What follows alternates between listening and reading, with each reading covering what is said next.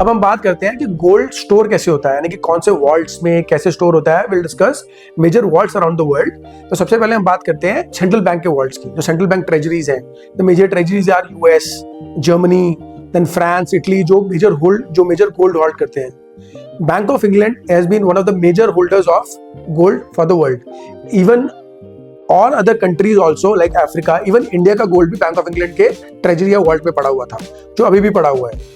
तो ऐसे बहुत सारे कंट्रीज हैं जो खुद का गोल्ड भी होल्ड करती हैं और बाकी कंट्रीज का गोल्ड भी होल्ड करती हैं, जैसे कि Africa, because it is more safer and it is also needed for international settlements.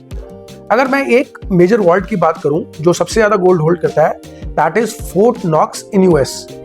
Fort Knox holds around 45 to 4600 metric tons of US gold alone, यानी कि 8100 टन्स का जो क्यूमुलेटिव गोल्ड है यूएस के पास, उसका almost more than 60% of that gold is held by Fort Knox.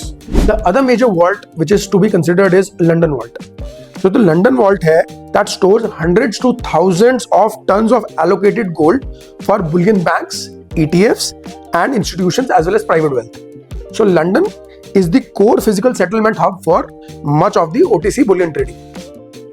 उसके अलावा अगर बात करें तो कॉमेक्स न्यूयॉर्क के वॉल्ट भी बहुत इंपॉर्टेंट है, because all of the COMEX futures which are deliverable, उनका जो गोल्ड है वो कॉमेक्स वॉल्ट में रखा जाता है न्यूयॉर्क में। तो जितनी भी डिलीवरी है जो फ्यूचर्स में आती है या ईटीएफ्स के थ्रू जो डिलीवर्ड गोल्ड होता है, वो कॉमेक्स का न्यूयॉर्क वॉल्ट में रखा जाता है।